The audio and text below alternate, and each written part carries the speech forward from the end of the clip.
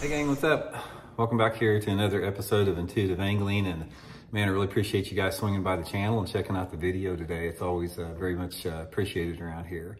Guys, today we're going to be talking about how to trigger strikes from bass that are just inactive or finicky or heavily pressured, those fish that are just hard to catch, because there's some things you can do to actually generate strikes, quite a few different things you can do to generate a strike that a fish normally wouldn't bite unless you did that. So we're going to get to that in today's video. Also guys, big thank you out there to everybody that's been subscribing here to Intuitive Angling. If you haven't had a chance, I invite everybody to hit that subscribe button. And also thank you for using my Tackle Warehouse links if you need your any fishing equipment that I put in the description of each video. That's a really good way to support the channel. So I wanted to give everybody a thank you that's been doing that. Okay guys, this is one of the areas that I really love about bass fishing, is when you talk about their moods and their personalities. Because in order to be a really good bass angler, you know, from a regular real bass angler perspective, you have to be a master at understanding their moods and their personalities, which basically determine how you can catch them, as far as the techniques, the retrieves, the cadences, the color, all that type of stuff. And the longer that you fish, the longer you will be able to identify the mood and the personality and the behavior of a fish just by some clues that they give you. But what I want to talk about today is I want to talk about how to get a bass to bite that doesn't really want to bite. And most of the time you're talking about, when fish don't want to bite, you're talking about some type of weather patterns that come through, some type of environmental condition in the water. It could be fishing pressure. It could be, you know, just the fact that the lake is, you know, not real conducive to the fish biting. It could be water temperature issues, water clarity issues, water level issues. There's a lot of factors that make fish, you know, hesitant to bite. Another thing with that, guys, is I think that most fish actively feed at night. Even, I think all year long, the majority of the feeding goes on at night. I think a lot of the fish that you catch during the daytime, yeah, they're opportunistic. They'll have a chance. They'll, you know, try to grab a meal if they can. But I think a lot of the fish that you catch during the daytime are caught out of other impulses from the bass. Things like curiosity, instinct, reaction, competition, anger, you know, all that type of stuff. I think the true feeding, active feeding, goes on at night most of the time. So therefore, that's why night fishing is always better. So therefore, you have to figure out how to trigger those fish to bite during the daytime that really they're not in an active feeding mode. So let's talk a little bit about that. Now, there's a couple different things that you can do with this. We're going to talk about two different lure categories. We'll talk about the moving baits, and then we're going to talk about the slow baits and how you can actually make a fish bite, you know, with those two lure categories out there. The thing that you have to figure out when you're fishing a moving bait, like a crankbait or a spinnerbait, a chatterbait, a topwater, anything that you're reeling through the water column, swim bait even, anything that's coming through the water column horizontally like that. The thing that you have to really determine when you're fishing that type of lure category is the overall activity level and the mood of the fish out there, as far as what's going to generate that strike.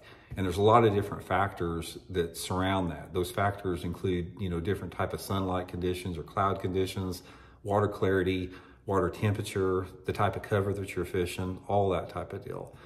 Generally, what you have to do is you have to figure out what you think the metabolism of the fish is when you are fishing, to know what cadence to use or know what type of retrieve to use. And here's sort of, I'll give you guys just sort of a foundation on it. A lot of it is related to water temperature and water clarity mixed together.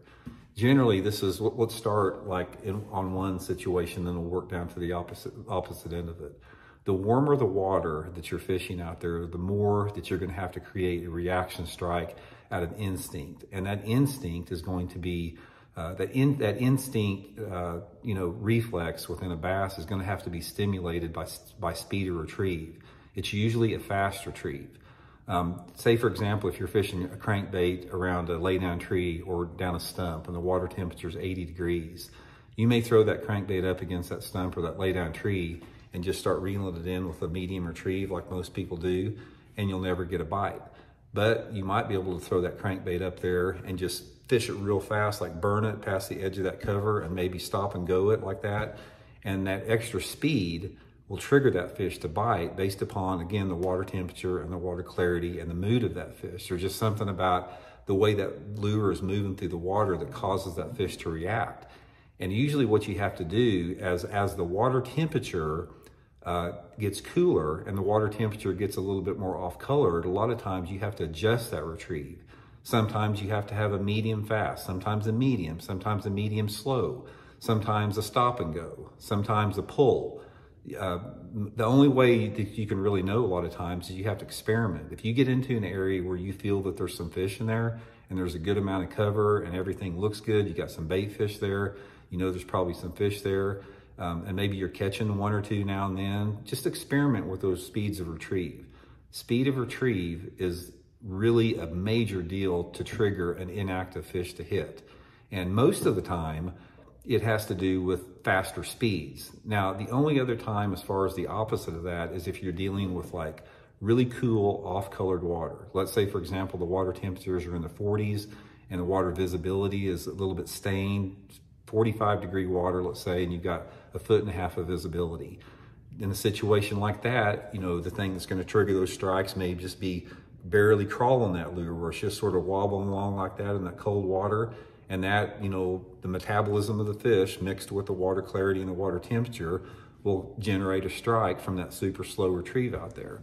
So basically the things you have to remember there with your moving baits is the speed of retrieve is super key. Another element that goes with speed of retrieve on a moving bait, again, crankbait, spinnerbait, horizontal type of baits out there, is the color that you're throwing in correlation with the speed of the lure retrieve out there. And a lot of times color makes all the difference in the world. Color and the things that trigger fish to bite that are inactive have a lot to do with the color of the lure and how it looks in the water, depending upon the tint of the watercolor and the color and the actual visibility of the water, the skylight conditions, the wind, current, all those factors out there. And what you're wanting to do, you're wanting to find that specific color that really triggers that fish to hit. And again, it's just like speed or retrieve. It's a matter of experimentation. It's just like if we go fishing on any lake in the springtime of the year and you say they're gonna bite a crawdad crankbait. Okay, look at the options you have. You have an orange crawdad, you got a red crawdad, you got a green crawdad, you got a brown crawdad. You know, you got different variations of how crawdad patterns look, translucent sides, flat sides, and there may be one color that triggers that inactive fish to bite based upon those environmental conditions out there. And another reason that bass fishing is so tough is that's constantly changing. It's like one day they may want a red crankbait. The next day they may want a crankbait with some orange in it because you got a little bit more heavy overcast, or maybe your water visibility is 3 or 4 inches less. But the combination, guys, of the lure color and the lure speed and retrieve and cadence, those things will trigger inactive bass to bite if you can hit on the right ones. Now, slow baits is a little bit different. When you're fishing a bottom bait, like a jig, shaky head, drop shot, Ned rig, anything you drag along the bottom like that, the retrieve is also critical, but it's not as critical to trigger a reaction strike most of the time. Sometimes it is. Usually what happens when you're fishing a bottom bait, it's a matter of determining what's going to trigger those inactive fish, how you work the bait, whether you're dragging it, just not even letting it get off the bottom, and you're dragging along the bottom like a football head jig. Sometimes they may want it just shaked in one spot, like you're sitting there shaking a shaky head and that worm is just moving like that. If the fish are inactive or they're heavily pressured especially, sometimes if they're really inaggressive and the water's clear, sometimes they want it popped up hard where that jig pops up off the bottom or the worm pops up off the bottom. Again, you just have to determine the mood of the fish at the time. But the way that you retrieve your jigs or soft plastic lures that are on the bottom has a lot to do with generating fish from an inactive fish. And usually when you're dealing with inactive fish that are on the bottom, it's either working it at a snail's pace and like shaking it in one spot, or it's really popping it hard. There's usually not much in between to generate an inactive bass. Popping it real hard off the bottom is going to generate an instinct strike from a bass that normally wouldn't bite it if you just popped it maybe an inch off the water. And barely dragging it up on the bottom like that is going to create is going to allow the fish to bite that's inactive if they can really study that bait and it looks realistic. And the same variations with color goes too, guys. Normally with bottom baits, color is not quite as important. It's more of about shades, like, you know, greens or browns or blacks or something like that. But anyway, guys, just to set a foundation for that, the main key to catching inactive fish that are finicky, heavily pressured out there is a combination of your speed of retrieve, your cadence, how you work the lure, the color of the lure, all that working together with the environmental conditions. And just, there's not a book that gives you all the right or wrong answers. A lot of it is just experimentation. So hope it helps out. We'll talk later.